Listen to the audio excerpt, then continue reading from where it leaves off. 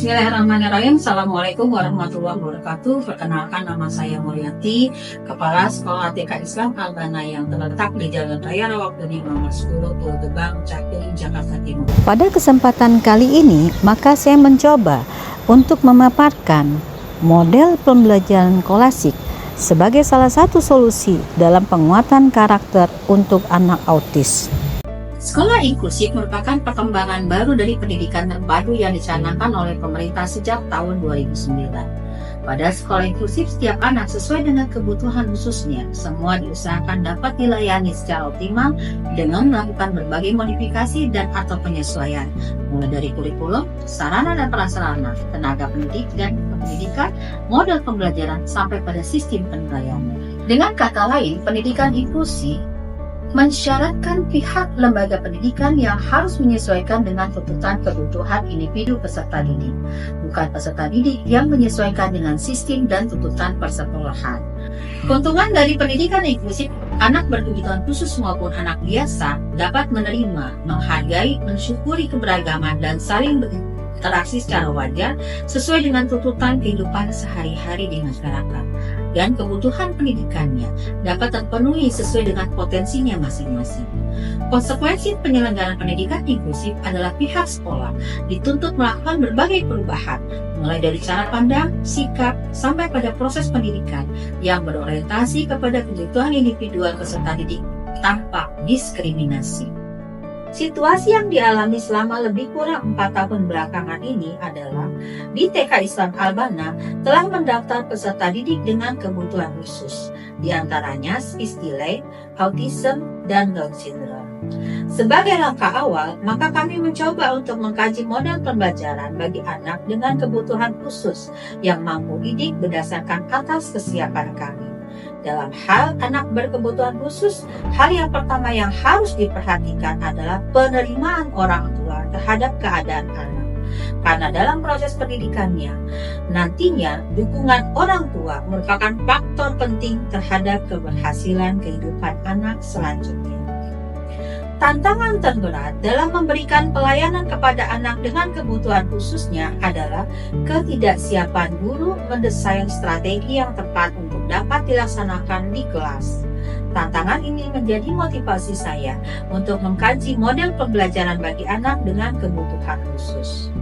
Dari berbagai kajian tersebut, maka saya mencoba mendesain pembelajaran dengan judul Model Pembelajaran Kolasik, Komprehensif, Lingkungan Ramah Anak, Aktif, Sosial, Individual, dan Kooperatif. Komprehensif berkelanjutan, di mana dalam mempersiapkan peserta didik dilakukan dengan sistematika yang sesuai.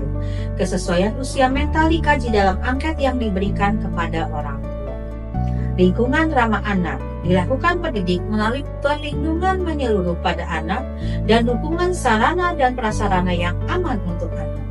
APE yang diberikan adalah APE yang ramah lingkungan dan suasana lingkungan yang mudah terjangkau.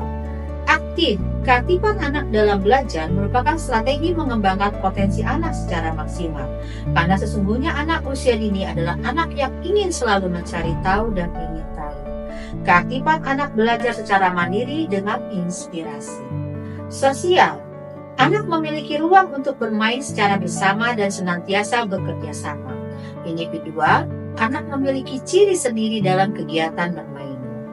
Kooperatif, terdapat kegiatan tutor sebaya sebagai upaya mengembangkan kegiatan bermain kooperatif.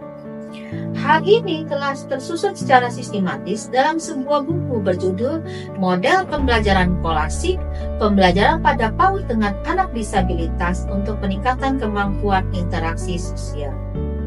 Aksi yang pertama yang dilakukan adalah pemberian angket berupa pertanyaan kepada orang tua murid untuk mengetahui aspek perkembangannya yang belum terlihat pada anak dan mengelompokkan anak ke dalam belum mampu dan sudah mampu. Penggolongan ini bukan untuk memberi label khusus, melainkan untuk merancang strategi khusus buat anak. Aksi yang kedua adalah adaptasi terhadap kondisi anak. Di awal pembelajaran, anak memiliki ragam perilaku dan anak belum bisa beradaptasi secara mandiri. Maka para guru memberikan ruang untuk mengenal diri dan lingkungannya.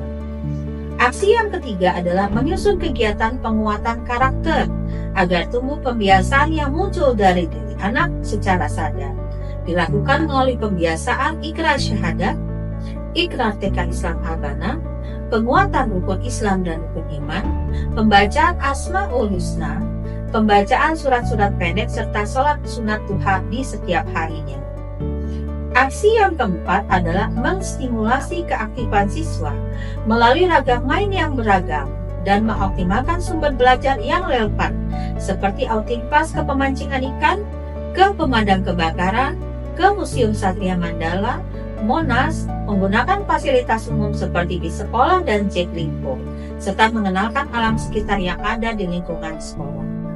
Aksi yang kelima adalah tidak didiskriminasi anak berkebutuhan sebagai anak yang senantiasa harus dibantu dan dijadikan sebagai pusat perhatian. Anak diberikan ruang untuk membantu belajarnya sendiri.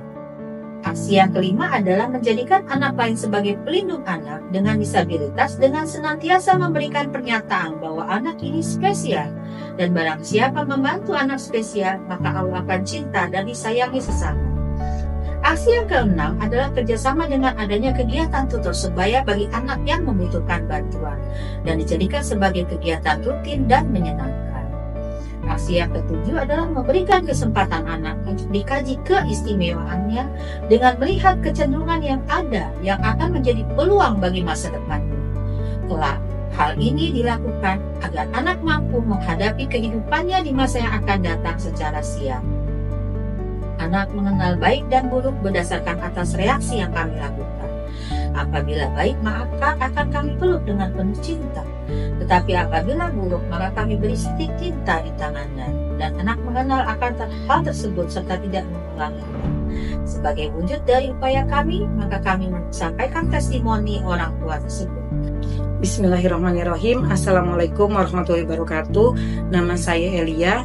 Saya bergabung di TK Islam Al-Bana sejak 2019. Yang pertama, murid saya bernama Fatan. Dia sumbing di dalam mulut. Dia takut orang dan tidak bisa berinteraksi dengan orang yang baru. Setelah melalui pendekatan dan pembelajaran yang TK Al-Bana, alhamdulillah Fatan sekarang sudah di SD dan bisa mengikuti pelajaran, alhamdulillah, dan berprestasi. Yang kedua, murid saya adalah Aska, dia Down syndrome. Dia kebetulan sejak lahir belum pernah untuk berobat secara khusus di dokter, tapi alhamdulillah dia bisa mengikuti pelajaran dan beberapa kegiatan yang ada TK Islam Al-Bana dengan berbaur bersama dan ikuti beberapa tahap yang memang sudah kita siapkan. Yang selanjutnya adalah Kiana, dia speech delay. Saat masuk di TK Islam Al-Bana usianya 2 tahun, dia tidak pernah berbicara dan tidak pernah merespon apapun yang orang bilang. Alhamdulillah setelah setahun ada di TK Islam Al-Bana, Kiana sekarang sudah bisa bicara dan merespon apapun yang dia inginkan dan yang orang katakan. Cukup sekian, semoga menjadi inspirasi buat semua. Wabillahi taufiq wal hidayah. Wassalamualaikum warahmatullahi wabarakatuh. Assalamualaikum warahmatullahi wabarakatuh. Saya Vinda, orang tua dari Azam. Sebelum Azam masuk di Al-Bana, dia itu cenderung emosinya kurang teratur, terus juga kemampuan sosialnya masih kurang, tidak terlalu suka main gitu ya sama anak-anak seusianya. Terus dia suka ngamuk dan menyerang secara fisik kayak ngejambak, nyubit, nyakar. Sampai akhirnya dia masuk di Al-Bana, dia tidak dibedakan, dia tetap main bersama anak-anak TK yang lain yang ada di sini. Terus juga sekarang dia udah nggak ngamuk-ngamuk lagi. Terus dia sekarang bisa diarahin ya sama guru-guru di sini kalau diperintahin. Terus kemajuannya cukup signifikan lah untuk yang belum setahun ini ya. Jadi mudah-mudahan Azam makin pinter, makin semangat sekolahnya. Itu aja dari saya. Wassalamualaikum warahmatullahi wabarakatuh. Bagian aksi nyata yang sudah saya lakukan selama ini semoga dapat menginspirasi dan saya membutuhkan saran dan kritik agar aksi nyata saya ini menjadi lebih baik lagi. Wabillahi taufiq wal hidayah. Wassalamualaikum